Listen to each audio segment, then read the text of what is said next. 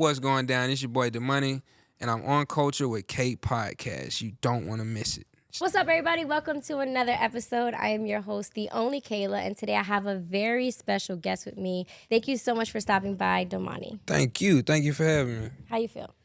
Wonderful. I heard we got a game. Yes, we do. Okay, so I have this game. It's called 3 Shots In.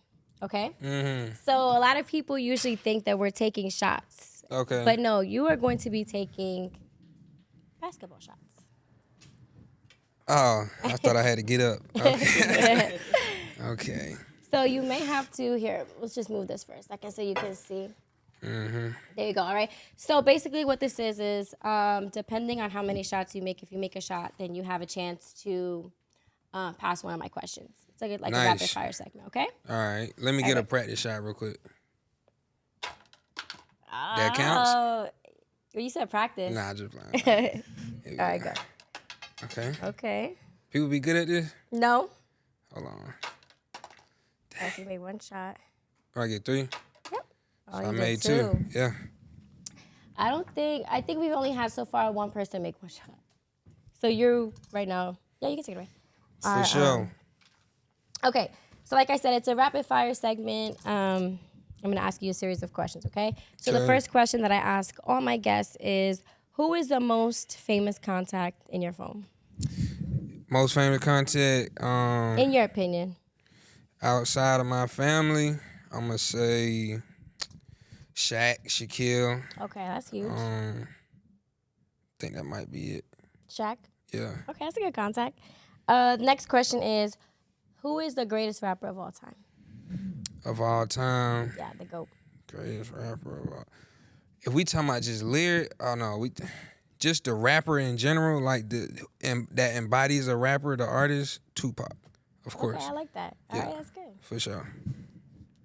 Next question, what is your biggest fear? Losing creativity. Okay, that's a good one. It's one of my biggest fears.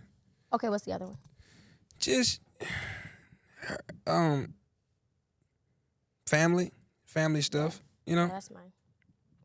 Next question, when was there a time when you heard the word no and it really crushed you?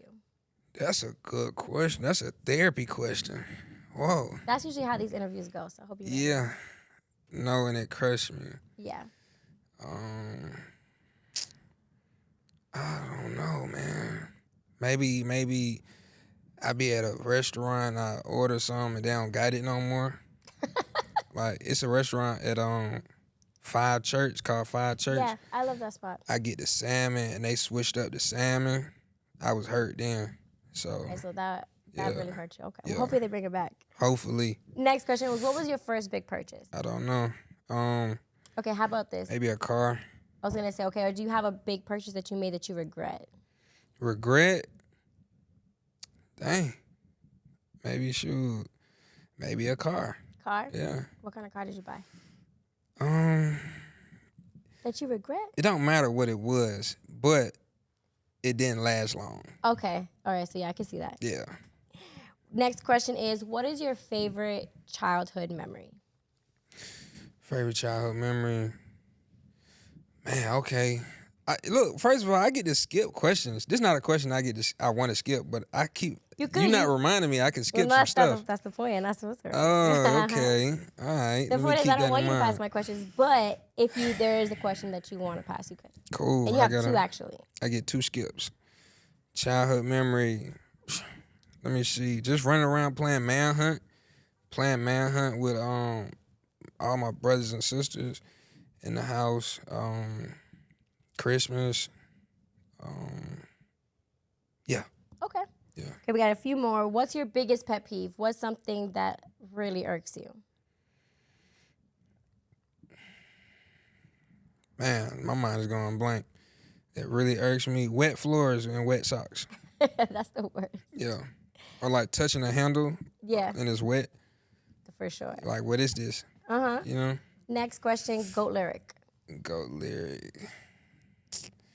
1 foot out and 1 foot in, intelligent as fellas get. Yeah. That's that T.I. right there. I love that. Yeah. What's the worst song by your favorite artist? That always trips everybody up. Worst song, favorite artist. Skip. Okay. All right, that's fine. And then the last question is, what's Atlanta's Mount Rushmore of rappers? Skip. You're gonna skip that? Hmm. Okay, I'm surprised. I thought you would at least answer I it. know you didn't want me to skip it though. That's why I skipped it. I feel like that would have been a good question to answer though. Yeah. Okay, fine. Well, I mean, listen, you made 2 shots, so it's only right. Right. I get to do Yeah, that. you I do get get to to do skip. that. Okay. Well, again, like I had mentioned earlier, I'm very happy to have you here today. You've had an amazing year.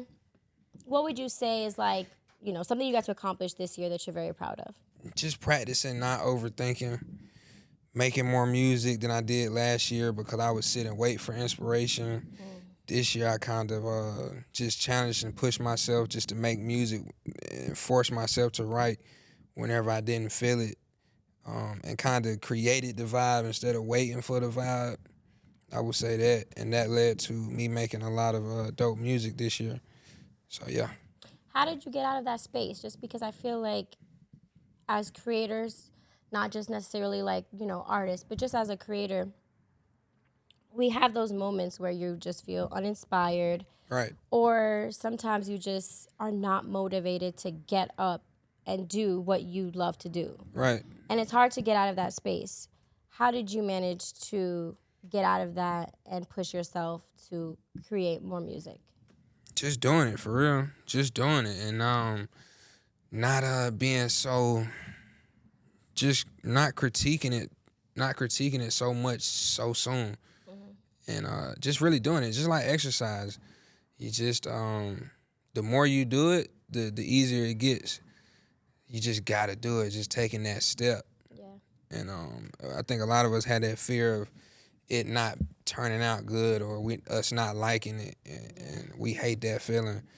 But the more you do it, the better you will be on autopilot. You know what I'm saying? Yeah. So yeah, And I just agree with doing you, it. because I'm like that too. Like sometimes I can get in the space where I'm like, I don't want to create anything. I don't want to do Right. anything. I don't feel motivated. You put something out and maybe you don't get the response that you like, right? Or maybe it doesn't go as big as you want it to. So I'm like, I'm done. I'm not doing this. Right. You get, and I'm also a really bad like perfectionist. Yeah, that's me. So I'm a perfectionist. Like it's not good, and I get in my head, and sometimes I can force myself out of creating. I've been thinking, my people got me. Like my fans, my supporters, the people Yeah. who like my music, they got me. And, they gonna show me what they like. And Exactly. and the rest is, I just need to just pour into what they telling me, for real. Now, when did you discover your love for music? Just seeing my father on stage, seeing my family on stage, that probably sparked it. Seeing my father in the studio working on music, and then seeing the music be released and how it affected the world, Yeah. that definitely sparked it. And then just studying music for real, understanding just different genres of music, just studying and combining a bunch of stuff and just experimenting. Yeah, I would say that's probably what sparked it. How old were you? Do you remember? I was 9 years old when I first said I wanted to do music, and I got in a booth and heard myself on a microphone through my headphones. I was 9 years old. I thought I sounded weird. You know what I mean? You hearing your voice play back over. I hate it. So I was 9 when that happened, and then I was probably 14 when I started actually saying, I want to study this. Like, I want to study the greats. I want to understand storytelling, just lyricism, and just music in general. So when you were 9, were you at the studio with your dad? Yeah, I was always the kid that wanted to go to the studio and stay in the studio with him. And everyone else was like just running around, just playing. I was too, but I would be the last one in the studio. So what was that conversation like with your dad? Did you sit him down and say, "Hey, Dad, like I would like to start rapping"? I don't even remember. I know he was locked up when I first got in the booth, and I was with my cousins, and I just said I wanted to do something. They was like, "What you want to do?" And I said, "I want to make some music." So then they put me in the booth. But I guess when he got out, he heard my music, and it sounded like a little kid music. Yeah. But that's probably when he first heard it. I don't remember his response. He say he told me it was trash, but I don't remember that. Um, I remember him just saying, just keep going. Yeah, So what does he say about your music now? Because obviously you've grown and you've evolved as a rapper yeah, and within your music. So I'm sure he must be really proud to see your growth, you know? yeah. He is very humble. So he says things like my music is more mature than his. When Okay. I understand, I take the compliment, but nah, you know, he would always speak about his environment and where he came from, and speak for the people that he was around that didn't have a voice and didn't have a microphone. Right. So we not gonna just downgrade what. I don't never just let that just, we're not Yeah, gonna yeah. just say that. So No, for sure. You know, you're speaking based on the experiences that you've had, and right, he's speaking to an audience based on the experiences that he's had. exactly, You know, so you guys both impact the culture, and you guys both impact your audiences in many ways. exactly. How did you discover your sound? Because obviously, you know, you have your dad who is iconic, not just in the South, but just iconic as a rapper. What Yeah, he's done for the culture, what he's done for hip hop, and he has his unique sound right. and what he brings to, you know, the culture. So how were you able to discover your sound? Because it is so different. I think just recording and just getting used to hearing my voice and just trying different things with my voice and listening to other artists, and like I said, just really studying music. I would say that's it, man. Repetition, just staying in the gym. I relate a lot of stuff to the gym. Staying in the gym, you gonna figure it out, man. Just step. Once you keep taking those steps, you gonna figure it out. So yeah, just step. So you said that you were studying music, you were studying the grades. Who were some of your musical inspirations growing up that you really looked to? UGK, Outkast, Kendrick Lamar, Cole, my father, Jay-Z, Biggie, Pop. Yeah. Good. Like also. Mm-hmm.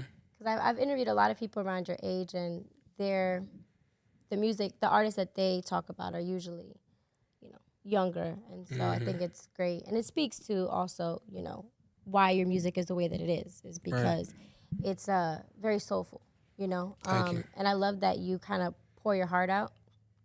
How do you record your music? Like, are you very much pen and paper, or do you go in the studio and like you just go in the booth and whatever comes to you, you kind of put together? I would say like the past 2 years, I've been typing everything in my notes. Really? Yep. So I've been just writing it out.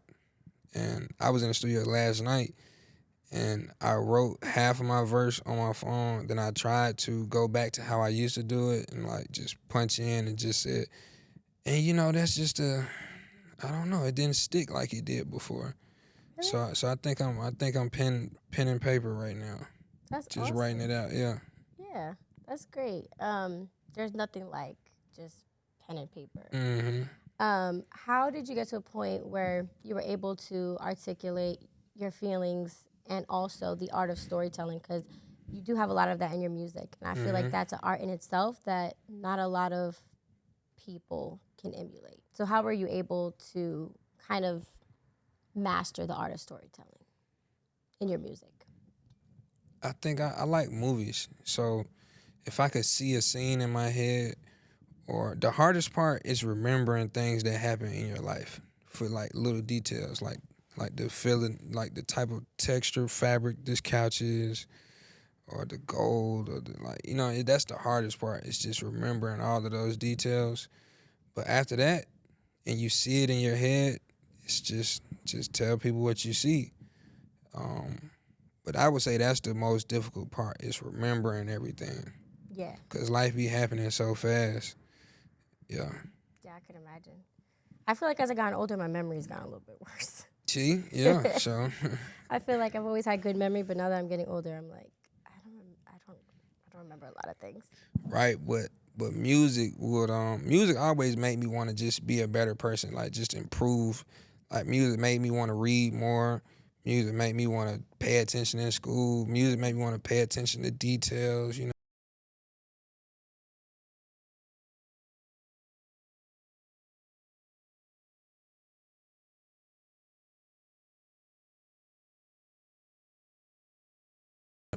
Heard the comparisons between you and J. Cole. Yeah, all the time. Have you had the chance to reach out? Or has he reached out? We know each other. Yeah, Really? we're cool. Yeah, So we could possibly maybe see you guys collab in the future? we just gotta run into it. We just gotta run Right into time, it. right place. Yeah, right time, right place. He be having so much going on, and I'm understanding of that now. Yeah. And it's like, but he's an artist just like everyone, just like all of us for real. He writes to what moves him, Yeah. just like all of us, most of us. But yeah, I don't see it not happening for a crazy reason. I think that's dope because it's got to be a great feeling to, be an artist, discovering, who you are, and then being compared to someone like J. Cole and knowing that there is a possibility that you guys could work together. I feel like that's got to be a great feeling for you as an artist. Yeah, it's just a confirmation. To be, in the same sentence as one of the people you just admired, and also studied. It's a confirmation Yeah. for Now, sure. who are some other artists that you would love to work with? That's a good question. I like Smino. Um, man, So, I be going blank right here. Smino. Um, Money Long. oh yeah, I like Money Long. Um, Ari Lennox. That's what I could think of right now. no, it's a good. Ella May. Yeah, I Mm-hmm. feel like that would be a really good collab. Mm-hmm. Now, I know you went on tour with Corday Yeah. recently. What was that experience like? Because you guys are also kind of similar, I would say, in like art of storytelling. Right. So I feel like that must have been such a crazy experience for you. Yeah. And then we was in Europe too. So that was my second time in Europe. I was in Europe with Jid right before that. Oh, I really But love his music too. yeah, Jid go crazy, but Corday go crazy too though. Hell yeah, I love Corday too. And he yeah, man, most of the nights I would watch this show, and just like I said, just study and admire. Like people don't really sell tickets like that, so for you to pack out a room, especially overseas, that takes a lot and that says a lot. So, and then his work ethic, he was always, even when he was sick, he was still on stage. And you wouldn't even be able to tell he was sick unless he said it to the audience because he's so just open with his fans. Yeah, that was a dope experience. Yeah. Mm-hmm. Yeah, I haven't seen him in concert yet, but I really do like his music too. And it's true, like what you said, not a lot of people can sell out a concert venue, let alone Exactly. an arena. Exactly. So I'm sure that's great. Now, was that your first tour? Nah. I was what was my first tour? My first tour might have been with B.O.B. Oh, okay. I think that was my first tour, and then I was with Crit, Big Crit, and Rap City. Oh, That was in the U.S. My first European tour was with Jid. Then I was in Africa with Nasty C. Then back to Europe with Corday. Yeah. nice. So you've been around. You've done the tour life. For sure. Do you see yourself headlining your own tour soon? Yeah. Maybe next year? Maybe next year, like next week, next year. No, not early next year. Maybe like mid next year, late next year. I see a lot of dope stuff happening. Like what? Can you talk about some of them? For sure, I definitely see headlining my own tour. Definitely see that because everything has just been in an upwards trajectory for real. It's just a lot of people catching on, and I think that's bound to happen for sure. I'm sure also it's got to be a much different experience for you because I remember watching you on television like as Yeah. a little kid. Like years ago when you guys had your own show. Yeah. So you've always obviously been known and famous because obviously your dad is Ti. Right. Then on top of that, you get sprung into this show. How old were you when you were on the show? I think I was maybe 10, 9. Oh wow, I think that was like 2011. The first season aired. 2011, so I was 10. 10. Yep. Okay, yeah. So to have that experience at 10, and then now you're 22, right? Mm-hmm. Until now, although you already had fans because you guys were on the big screen, you're now developing your own fan base where Right, people are right. not just like, okay, yeah, this is T.I.'s son and he had a show, but like, no, this is Domani the rapper. Right. So what does that feel like for you? To All like that's have that just switch, you know? right. It's just confirmations, man. It's just showing that you're in the right direction. Whatever you're doing is working, and it's translating, and it's what you give out is what you get back.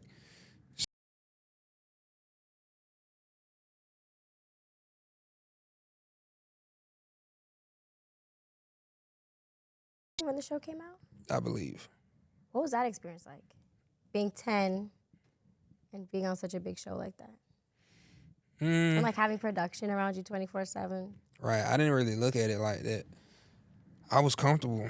I didn't really look at it. I don't remember having to adjust Okay. like to the cameras and stuff because I'm still in the house with my family. So, or we would go on trips or do something fun, like a fun activity.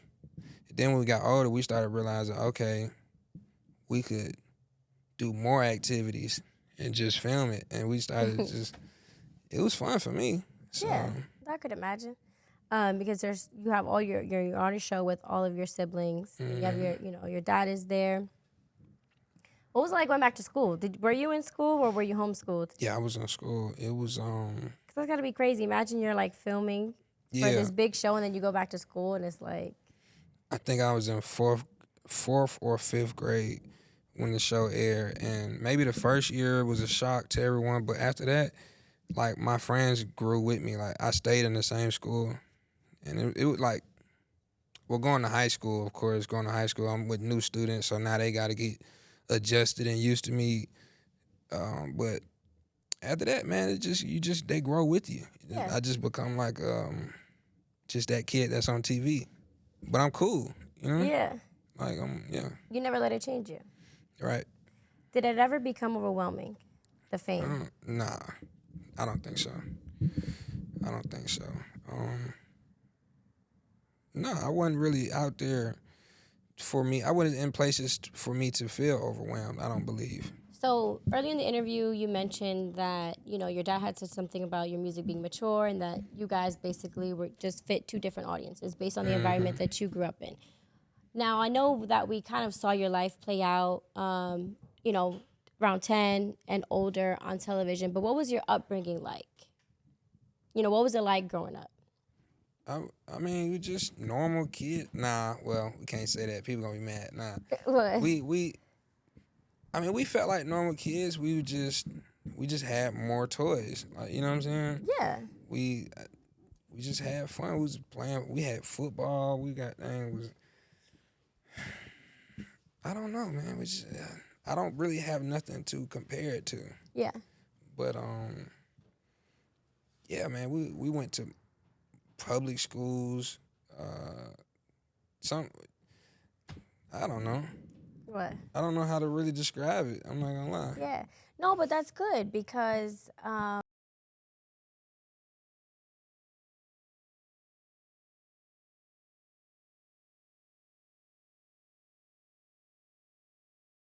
automatically, right, have to go to the best schools, right? Like meaning like private schools and you just have all this fame and fortune and it's like, no, I love that because you were saying, no, I was regular kid, You just had more toys, but you still got the experience of going outside and playing with Right. your brother And traveling more, of course. Yeah, for sure. Seeing more, being around just different environments, you know. I don't it'd be crazy talking about it because I don't want people to think that I'm downplaying it. No, I don't But think that. but it's just hard to really compare. It's because I didn't really have nothing else to compare it to. Like I would stay with my mom, but then again, my mom wasn't like in a bad environment. We just wasn't at the mansion. You know what I'm Right. saying? Yeah. So, She was like what you would consider middle class. right, Yeah. Um, and that's fine, and that's where you get both experiences is that right, you have your mom, um, a very stable household, right, very normal, for sure, and then you get to have like a different experience with your dad. Obviously, like you said, mansion, but you still lived a very good life with your mom, for sure. you And I'm know. grateful for that balance. Yeah, Yeah, the balance for for sure. I think sure. that's good. I think every kid needs a balance. Um, was it ever hard to balance going from one house to the other house? Hard. No, Because like, maybe how not. long would you say? Like, how long would you stay with your mom, and then how long would you stay with your dad? So I went to school from my mom's house. So the weekdays, we would stay with our mom, Okay. and then on the weekend or like breaks, then we would go to dad's house. But that's normal for a lot of people out here, Yeah. for real. That's I think that's very relatable. But yeah, so I went to school from my mom's house, so that only made sense. Yeah. Yeah. And now, being that you grew up with both your parents but in separate houses, Hmm. do you think that that affected you at all in how you view relationships? I'm sure it did. That would be some therapy that I would have to figure that out in therapy. But I Okay. really don't. I don't feel like it affected me negatively. But I also know that I'm not perfect. Yeah. So you never know. I just haven't been to therapy though. So I'm only asking because you have a record called "I'm Not Ready," Hmm. and you kind of briefly talk about Right. having uh, your mom and dad being separated, and then Right. you have a line where you say something of the sorts of like you can't imagine having all your kids come from the same woman. Right. Yeah. I said, or is that because my past, or am I just talking out my? Yeah. Yeah. So is I that don't stuff? know. I said I don't know if Yeah. that's because my past, or am I just talking? I don't know. Okay. So you Yeah. still feel like you don't know whether you feel I that way or really not. don't know. I can't say. That's how I grew up though. So, but I can't say is. I don't know if it negatively affected me. Yeah. Because you could choose to. We all got choices in life, and you could choose to go left or right. So, yeah.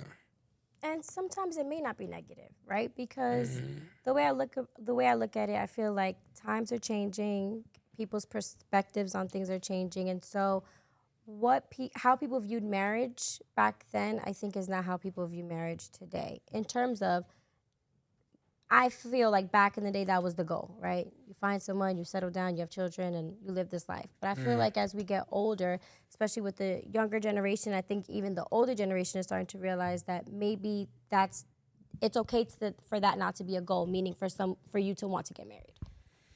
Yeah, I think you just got to do what's best for the kids when you got kids involved. Right. Um, if parents feel like they're better just as friends, Yeah. then I think that just might be just better, you know? No, yeah, I agree. I have some friends who they have parents that clearly cannot stand each other. Mm, And they stayed together married just to say that they stayed together, that they gave their kids a two-parent household, not realizing that they actually damaged their kids by staying together as opposed to maybe co-parenting and them seeing two parents that respect each other and have love for each other like from afar. yeah, man, You got know? to think about the kids. Yeah. Yeah. No, for sure. So talking about growing up, you do have a lot of siblings. What was it like Hmm. growing up with a lot of siblings? And would you say you guys are really close or grew up really close? Definitely. Because you guys are close in age. Yeah. Yeah. Not a crazy gap in either of our. Yeah, you're No, right. because you and Messiah are a year apart. We're a year apart, And and then you and Deja, I believe, Deja, are the yeah, same age. we the same age, I know, yeah. I did my research. But then King, I think King might be 3-4 years. Yeah. I don't think it's no longer. It's no gap longer than like 4 or 5 years. Except for the baby. Yeah, yeah, yeah. Yeah, we are close in age, man. We just, it was never a dull moment. never a dull moment. And like I said, when we would all get together, one of my fondest memories is manhunt, like playing tag, just playing, you know? Yeah. So it was just a lot of us, and it was never a dull moment. Are you guys still close today, would you say? Yeah, yeah. I mean, everyone's doing their own thing, but yeah, when we get together, it's always, it's always fun. Yeah. Yeah. For Yeah, sure. I'm the oldest and I'm one of three. And I always wanted like a lot more siblings just Oh yeah. because, you know. You ain't tell your mom? I did, but she was done after the third. Mm. It was hard because my dad was a New York NYPD detective. So being that, you know, he was working a lot, it was like to throw another kid or two in the mix would just be unnecessary. Right. But I do. I think siblings are extremely crucial. And I feel like there's no bond better than a sibling. Exactly. I think your sibling is the first person you learn, Yeah. for sure, And the oldest is the guinea pig. outside of your parents. But, Yeah. you know, So you're the what, second oldest? son. From the boys? Yeah. Okay. So what was that like being the second oldest? Do you feel like you had like a role to fit being that you were the oldest? Like you had to set an example? Or you feel like I that was think I just Messiah's feel job? I think I just feel like that regardless. I always, for the most part, I feel like I accepted a leader role, you know, even if I didn't have to. But I always held myself accountable. I think that's what I'm trying to say. And I always just wanted to do my best, you know? So, So would you but say that out of all the siblings, you were the one that like maybe always gives like sound advice?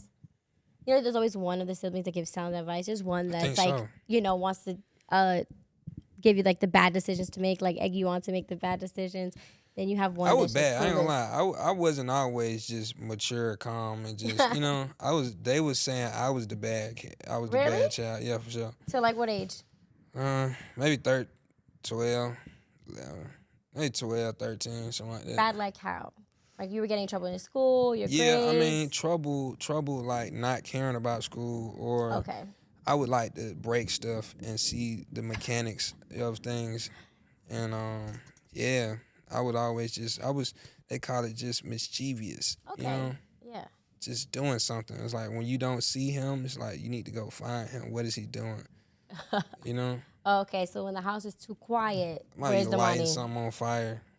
Oh, you were like that. I was like trying to see how stuff worked. Almost burned the house down. I burnt the chair before. A chair? How'd you burn the chair? I just put the fire on it. Okay, now was this your mom's house or your dad's It's house? my mom's house. You probably got beat after for that. Yup. My mother would kill. I was similar, but I was like I'm the prankster in the family.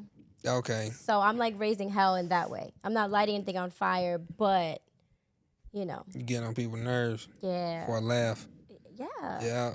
Yeah. That's literally me to the T. Mm-hmm. So now that you're older, obviously you would say that you're obviously more mature. You give the good advice. So what was your conversation like then with King when everything was going down with your dad? I just told him, this too shall pass, and it's gonna be all right. Yeah, for sure. First I said what happened, and I said don't even worry about it. It's all right. Just calm down.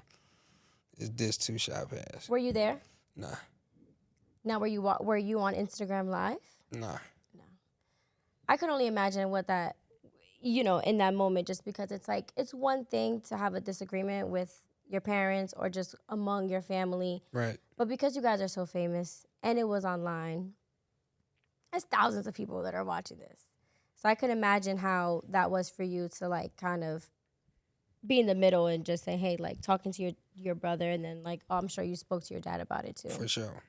That was just a good time to grow. Good time to get things off of each other's chest and just grow, man. A lot of growth came from that. And yeah, man, people got closer. We all got closer. For sure. That's good. I think sometimes in any family, doesn't matter if you're famous or not, but I think sometimes some things need to happen for an uncomfortable conversation to take place. Growth happens when you're uncomfortable. Yes. Yeah. And For me, in my household, my mom always wanted us to communicate. And like, if there was anyone that was like slightly mad or irritated, she'd like sit us around. Okay, like you tell him how you feel. You tell, Right. you know. And so I feel like that was a good thing. But even in that, sometimes there are things that kind of go under the radar, and so sometimes there are events that need to take place for you to have an uncomfortable conversation for you to realize, oh wow, like I didn't even know that we had that issue, or I didn't know that this affected you. Right. So I'm glad that there was positive. There like something positive came from it. Exactly. Yeah. For sure. For sure. Yeah, and I spoke to your brother Son. about it too, and Oh, so what he say? yeah, so he said, I was like, where are you and your dad now? Because obviously we saw it play out on Instagram, and then because I said you standing on business, he said I'm still standing on business in 2024. But he said as far as him and his dad, that they fixed it the same day, which I feel is crazy because what was playing out on social media, everybody was like, "Oh my goodness, they're not talking," but I'm like, no, they booked and busy. Yeah. They get into it. So I just think that's great. Like you said, they must have had like a really good conversation because King was like, "No, we fixed it the same day." Right. So And that's just family, man. it is. Family, yeah. It is. And like I said, I think that's family in any sense, like Right. famous or not. Just family. How does it feel for you to come from such a talented family? Because each of you and your siblings have something going on for themselves. And you guys are Right. all very talented in your own way, and you guys each have your own sounds. Thank you. Just blessed, man. Just blessed that I could pick up the phone and get another perspective that I respect so much. Yeah, man. And we all get together and we all love music and just give our perspectives. So, yeah, I think it's a blessing. It's amazing. Yeah. No, I feel like that's great that you have your siblings to lean on, like in that area, Right, where they right. can also relate. And then obviously you have your dad, so Mm-hmm. it's like, who better than to get advice from within the industry, contracts, music, anything like that. Right. Is he your go-to person for that type of for those type of situations? For sure. Cause he would be. That's my dad, and he has the experience in that. Yeah. I'd be crazy to not call him. Yeah. Now I know that you are fully independent. Is that something that you want to continue to be going forward, or if the right deal comes along, do you see yourself signing? Yeah, it's not that I'm against signing. Just like you said, just the right deal, whatever makes sense. So I'm not against that. Not against that. What would be the perfect deal for you? It's a good question. It depends on if we talking about right now. Just people.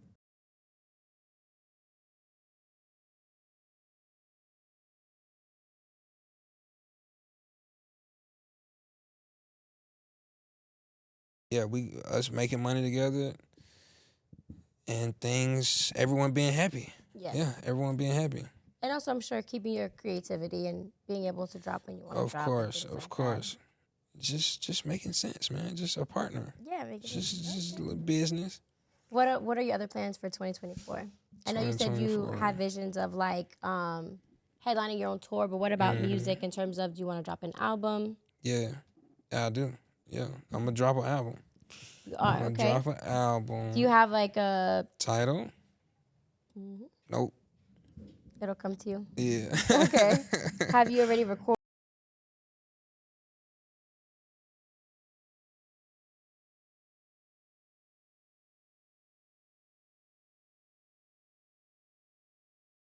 I may some stuff may change, but for the most part, the body of work, the body of it is done. Oh, okay. Yeah.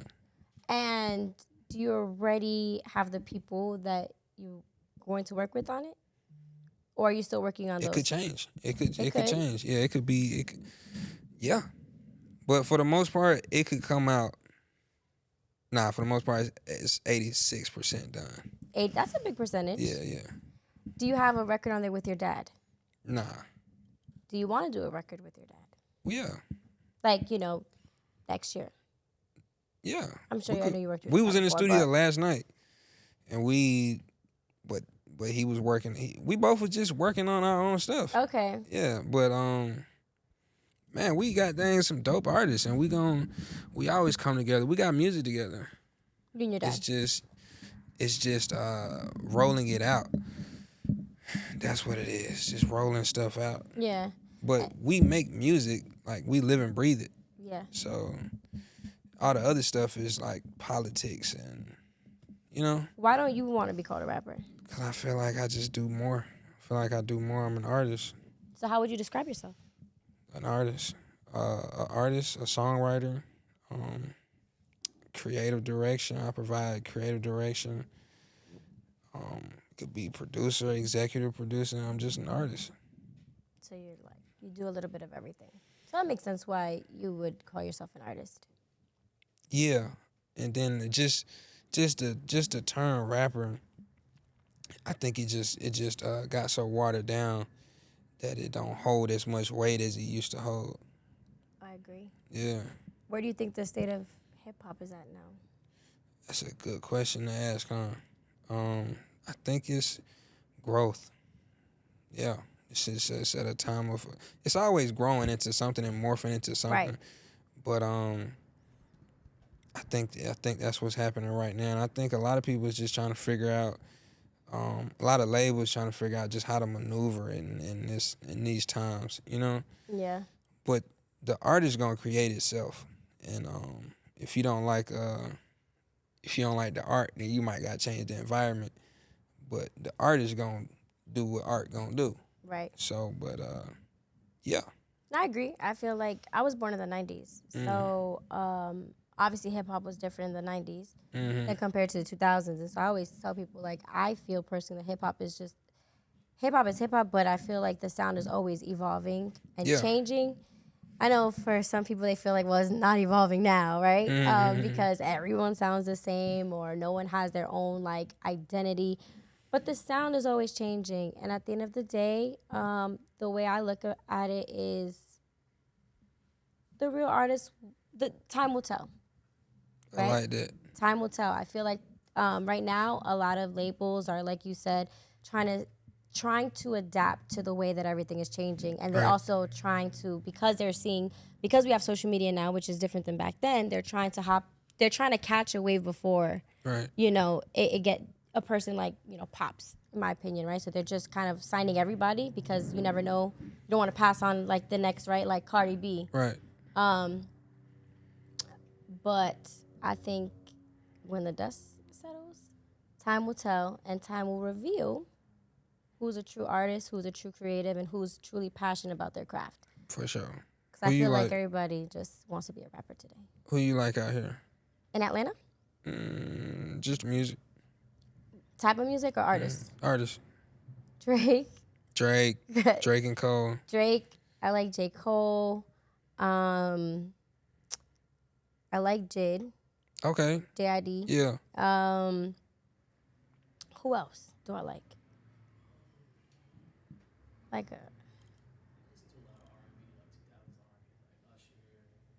I listen to a lot of 2000s music. I don't know. I think I'm talking about hip hop. We're talking about hip hop, right? I mean, I was whatever. I like Anita Baker. Yeah. Yeah. Who else? I feel like now you making me draw a blank. Yeah. I always say Drake and J. Cole just because those are like my top two, but grew up on Kendrick. Yeah. Things like that. You got some dope names though. That's a good palette. Who else? Well, I'm from the Bronx. I also grew up on Big Pun. Okay.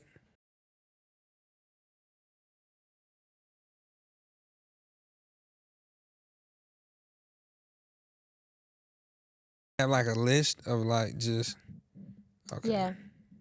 But I feel it changes, but I feel like I'm for me personally, this is just me speaking. I can't even tell you the last time I downloaded an album recently within this year, just because I feel like it was not a good year for hip hop, in my opinion. So I find myself listening to the same like 3-4 rappers. Yeah. The same. That's cool too though. Rappers. We're talking about new rappers. I like Lil Baby. Lil Baby been killing it. Yeah, I like Lil Baby. I like Gunna. I Yeah, like Young Thug.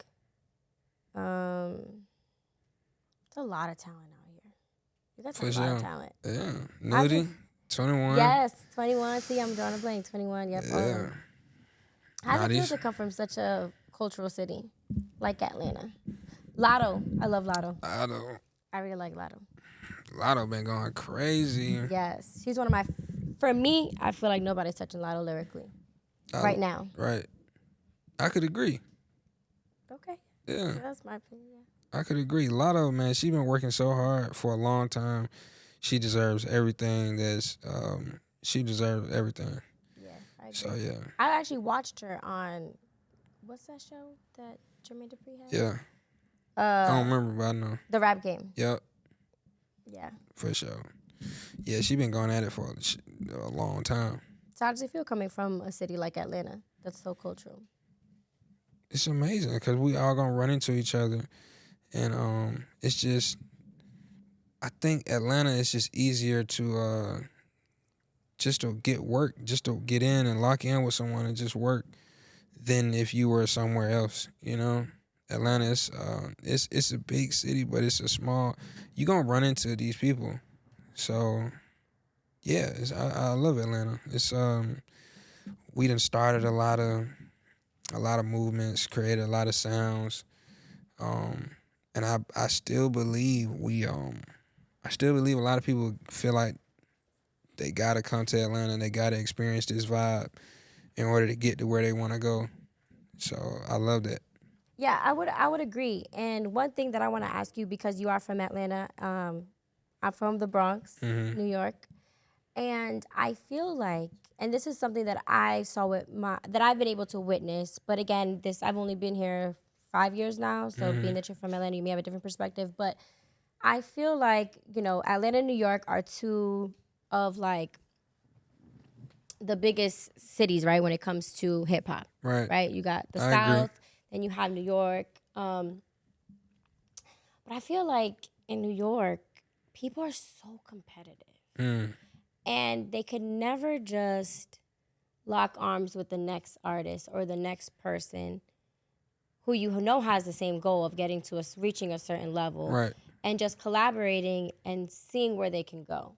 New York is very much, if I help you, I know I can help you, but if I help you, then you're gonna get ahead of me. I don't want you to get ahead of me, so I'm not gonna help you. Right. Whereas Atlanta, I feel like you guys are a lot more collaborative. I feel like you guys look Yeah. out for each other a lot more. You guys aren't afraid to, if you're a new artist, and let's say there's another new artist that you're a fan of within the city that, hey, yo, I think we should work together. Yeah, let's do it. Right. Whether the record becomes number one or not, it's still something that, you wanted to do. Right. Do you agree? Because you I are from agree. Atlanta. For sure. And I think that's why Atlanta's had so much success and been number one in hip hop right. for a long time. Cause we I haven't really experienced New York like that, but And I love New York. No shade, but I yeah, mean, anyone in New York will tell you. Like a true New Yorker will tell you that's how it is.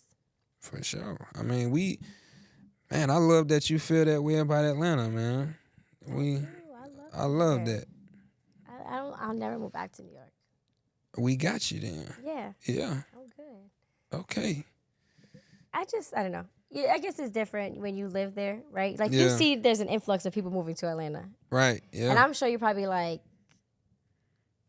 y'all don't have to move here. Traffic. Y'all Yeah, gotta it's figure getting something crazy, out. and I've only been here 5 years, and I'm already like, like, can y'all move to a different state? Because the prices of the houses are going up, traffic and everything.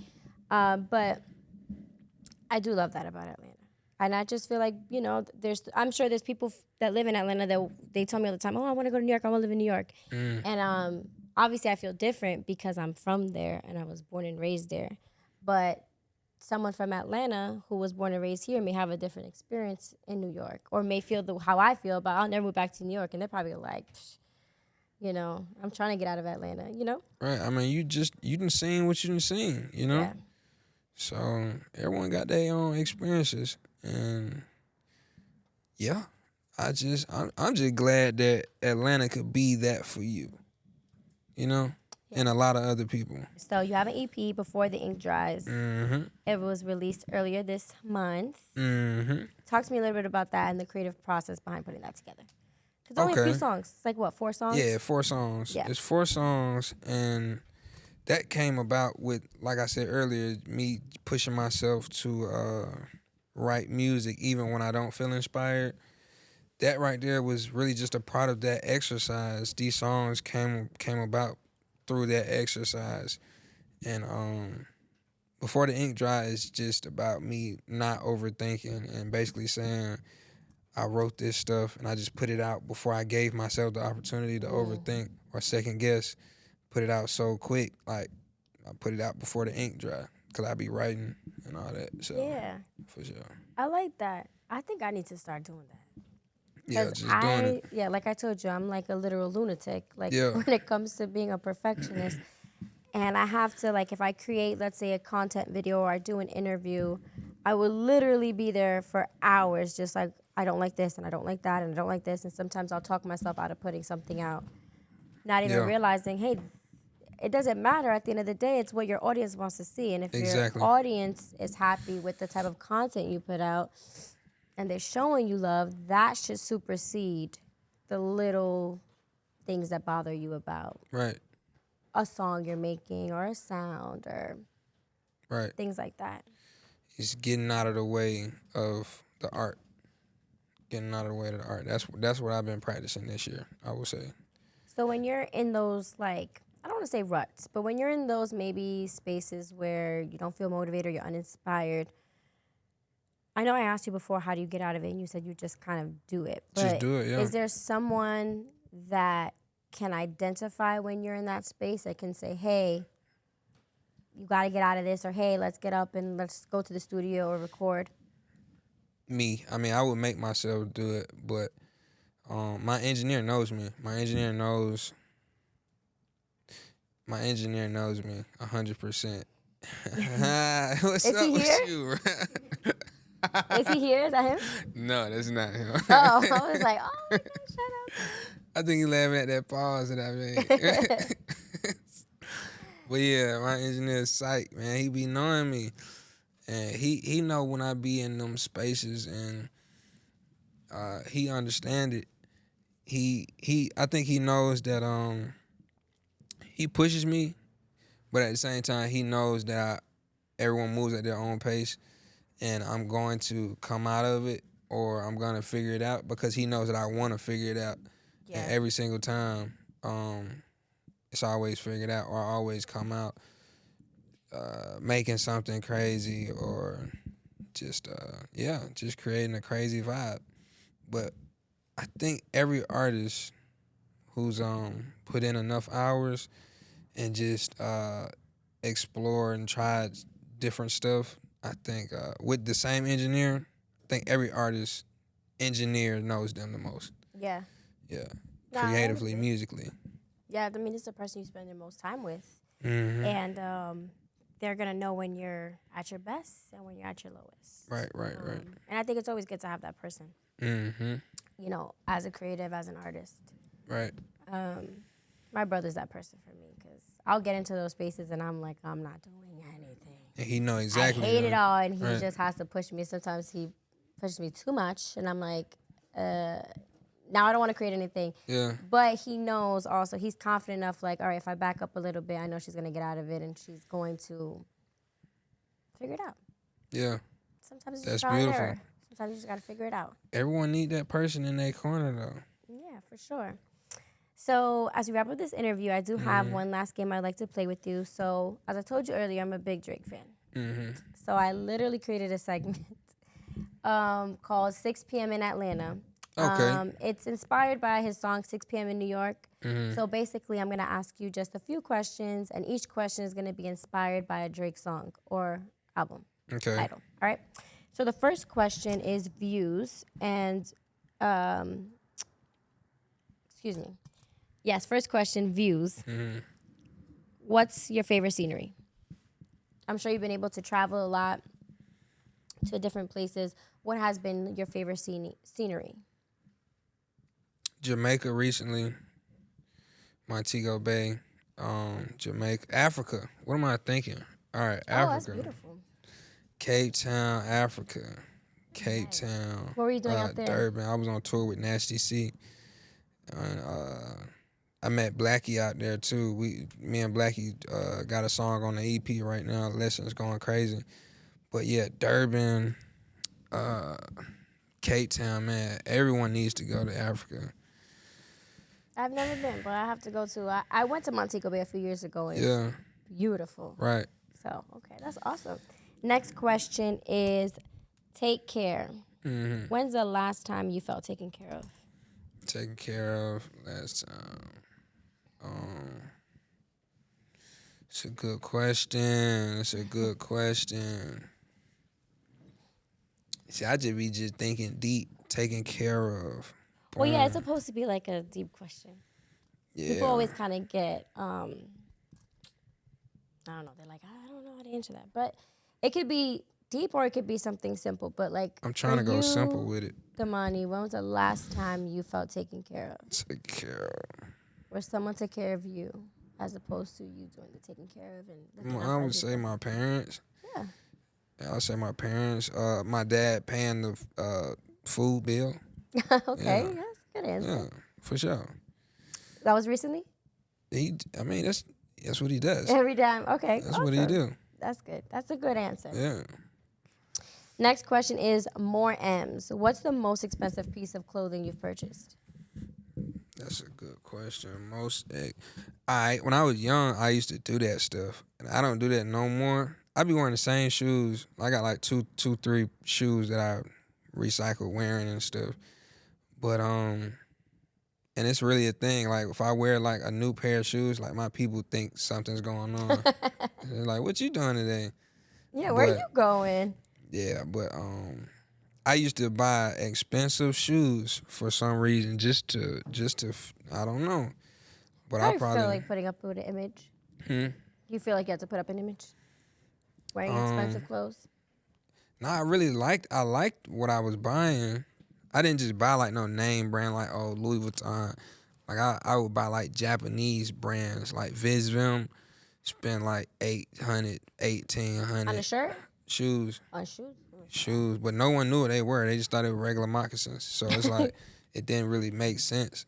But I just liked it, and I don't do that no more though. Okay, so you would say your $800 shoes were probably like the most expensive? I still one wear of? them. Yeah, I still wear them. I got them shoes like 6 years ago. So what switched for you then? Going from buying expensive clothes, even though it was things that you liked, to now, like you said, you wear the same like what, 2, 3 shoes? Just different values now. All my money going to my music, food. Yeah, just family. Smart. Next question, hype. What's a song that gets you in the mood to come out on stage or put you in a better mood? What's a song? I be forgetting my lyrics sometimes, so I would probably play my own song just to make sure I remember my lyrics. But no music, for real. It would be no music because You don't need music to come out on stage? like Like before to get you hype up, like to get you hype and like oh yeah, no. pumped up? No? Nah, I would rather have everyone leave the green room and me just get like 6 minutes to myself. Okay, I like that. So clear your mind Yeah. before you get out on stage. Mm-hmm. Okay, cool. Next question, hours in silence. Where do you feel most at peace? Most at peace, studio, home, and yeah, family and friends. Yeah, that's good. I had a feeling you were going to say studio. Mm-hmm. And the last question is way too sexy. Who is your celebrity crush? You have Way one. too sexy. I just be saying different people just because people want to answer. But I really don't have one. You don't have one? It's okay if you don't have one. Nah. Last time I said Erykah Badu though. Oh, that's a good one. She's timeless. Yeah. Yeah. Just because I love her artistry. Yeah. And I said Sade. Oh, yeah, she's Same. another one. She's timeless. Right. But yeah, I really didn't have one though. Okay. But those are still good names. Mm-hmm. Awesome. Well, thank you so much, Domani, for stopping by. Tell everybody what, you have coming up for the following year. I know you spoke For about it a sure. little bit, but just remind them. Following year, what I'm doing, making music, releasing it. I got an album coming out 2024. I'm going to let you know the name of it soon. and I got an EP out. It's called Before the Ink Dry. Check it out. Blackie's on there. My guy Rayvon, he's on there. A lot of dope artists. Yeah, check it out and support dope people.